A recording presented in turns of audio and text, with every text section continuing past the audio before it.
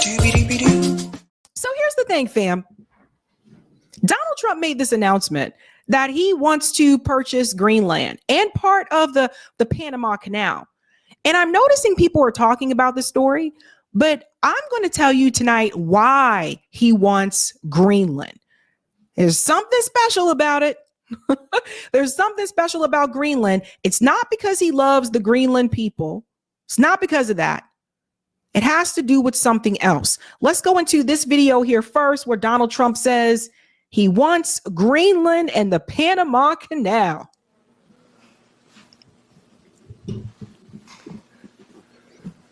Thank you very much. It's an honor to be with you. Many things are happening that are exciting. Can you assure the world that as you try to get control of these areas, you are not going to use military or economic coercion? No. What is the strategy? Yeah. I can't assure you. You're talking about Panama and Greenland. No, I can't assure you on either of those two. But I can say this. We need them for economic security. It might be that you'll have to do something. Look, the Panama Canal is vital to our country. It's being operated by China. China. And we gave the Panama Canal to Panama. We didn't give it to China. Pause right there. So did everybody catch that part? Did you catch the part where he said they may use military, intervention? So pay attention to that. Panama is its own thing. If Panama decided that they wanted to work with China in some type of capacity, that's really up to Panama to decide. Hold on to China, though, because China is involved with both of these countries, with Greenland and with Panama. So hold on to the China piece, and then I think we'll put it all together and you guys will understand what this is really, really about. But for people who continue to say that Donald Trump is pro-peace, he's anti-war, he is not ruling out using military intervention to take the Panama Canal. So for those of you that voted for Donald Trump, whether it was to piss off Kamala Harris, whether it was because of you're just tired of the Democrats or you supported him before, whatever the reason was, do not let Donald Trump go against his word, what he promised you. Don't let him do that to you. Just like I didn't let Biden do that to me, or what was soon to be Kamala, don't let him do that to you. Listen to the rest. And they've abused it. They've abused that gift. It should have never been made, by the way. Giving the Panama Canal is why Jimmy Carter lost the election, in my opinion. Your position is clear, but have you directed your staff to take specific actions to drop plans? And can you elaborate again? You didn't rule out military coercion. Well, we need Greenland for national security purposes. I've been told that for a long time, long before I even ran. I mean, people have been talking about it for a long time. It's not national security. That's an excuse they use when they don't really want you to know the real reason, right? Just like they keep saying, like, Israel was in our best interest for national security. It's not because of national security. Let's continue. Considering military force to annex and acquire land. No, economic force. Because Canada and the United States, that would really be something. You get rid of that artificially drawn line and you take a look at what that looks like. And it would also be much better for national security. Don't forget, we basically protect Canada. We're going to be changing sort of the opposite of Biden, where he's closing everything up, essentially getting rid of $50 to $60 trillion worth of assets. We're going to be changing the name of the Gulf of Mexico to the Gulf of America, which has a beautiful ring that covers a lot of territory. The Gulf of America, what a beautiful name. Before it started, I can tell you that. The deal could have been made just by an average deal maker. Deal could have been made on that. And Mexico has to stop allowing millions of people to pour into our country. They can stop them. And we're going to put very serious tariffs on Mexico and Canada, because Canada, they come through Canada too. And the drugs that are coming through are at record numbers, record numbers. So he is right when he mentions that people do cross the Canadian border as well. A lot of times that's not mentioned. Everyone just thinks about Mexico, but people do cross the Canadian border as well. But think about the things that he just said. The Panama Canal won't rule out using military force. Greenland is willing to implement economic sanctions on Denmark to get Greenland, because Denmark, owns Greenland, all this stuff. So just follow me here. And then let's change the Gulf of Mexico to the Gulf of America. Okay, here's the thing, guys. The point that I want to make is none of this has anything to do with the American people. None of this has anything to do with us and our needs right here at home. These are things that benefit businesses. These are things that benefit corporations. And I'll show you here with Greenland, for example. Do you know China's in Greenland? What is China doing there and why? How many of you knew? So if you look at the geopolitical timeline of Greenland, right? The U.S. offered to buy it in 1946. We'll just go down here. We're not going to go this whole thing. But you can see here, 1979, the Kingdom of Denmark grants home rule to Greenland. Let's fast forward here. It says in 2016, Shing Resources buy 1/8 of Greenland minerals and energy stocks, which develops a uranium and a rare earth site. Everybody see this? So that's 2016. And then you also can see here in 2015 that Minister, we're just going to call him Minister Q, talks about airport, port, hydroelectric, and mining infrastructure development in Sina Hydro, China State Construction Engineering, China Harbor Engineering. So as you can see, going back to 2012, China's Minister of Land and Resources visits Greenland.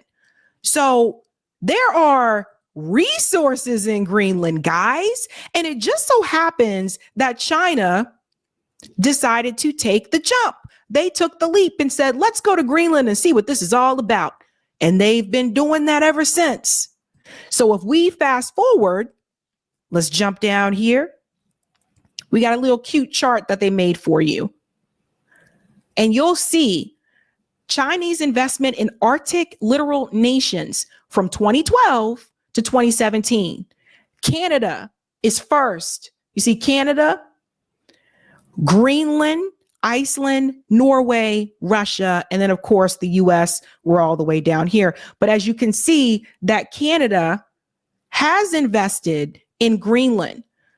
If we scroll down, it says Chinese interest in Greenlandic infrastructure becomes clear when looking at the attempt of Hong Kong-based company General Nice to take over the abandoned naval base Grenada in 2016. It also goes on to show you, let's hop down here. Finally, China has significantly invested in the establishment of research stations over the last years. In general, Beijing is determined to ensure it is a front runner in the Arctic, which closely relates to their objectives. To this end, Beijing aims to ensure that Chinese companies most effectively seize the new opportunities in the Arctic. So, ladies and gentlemen, once again, we're looking at another example where China decided to, I guess, take the lead and invest in a country that it seems like we kind of overlooked. This is why he wants Greenland, because they want to push China out. Same reason for the Panama Canal. He mentioned the Panama Canal, that China has it. They want to push China out. Remember, China is an economic power. We sent a lot of jobs to China. I mean, we can't blame them for that one. You can talk about NAFTA, and we can talk about this all day. As I told you, we don't produce much here in this country. So we sent a lot of jobs to China. Then we don't produce much here in this country. So China went on to become like this major economic power. And now, regardless if it's a Democrat or Republican, both parties really want to stop China because the US wants to be the #1 dominant country in the world. This goes all the way back to the Wolfowitz Doctrine, which stated that no other global power is supposed to amass that of the United States. So if we fast forward to this part, it says, in conclusion, the void created when Greenland was given greater autonomy from central authorities in the Kingdom of Denmark and subsequently left the EEC was happily filled by China. So that is why he wants it. Now, here's the problem. Greenland basically belongs to Denmark. And because it belongs to Denmark, there is some things that people in Greenland get that we don't get here, like healthcare. So here's another thing. The right to healthcare services in Greenland. See what I mean? Says it right here. As in all Nordic countries, residents of Greenland have the right to health care that is free at point of use, including prescription medicine. However, users pay a proportion of the cost of aids and appliances such as prosthetics or glasses. You are also entitled to a certain amount of free dental care. So, got a question for you, bud. If this happens, and I don't think it's going to, but if this were to happen and the US were to purchase Greenland, are we going to pay for their health care? Who's going to pay for their health care if Denmark no longer is taking care of this? Is the US government going to pay for? No, they don't even pay for our health care. So let's just keep that in mind. They don't even pay for our health care. But there are benefits that they have there in Greenland that we do not have here. So just remember those Arctic countries, what they get and what we don't get. Think about Canada, think about Iceland, Greenland. We can go back to Denmark as well. We don't get those benefits. So people are like saying, yay, this will be great, but they're not asking any questions. And I always get concerned when people aren't asking questions. Like, people are like, oh, that sounds like a great idea. Really? No questions?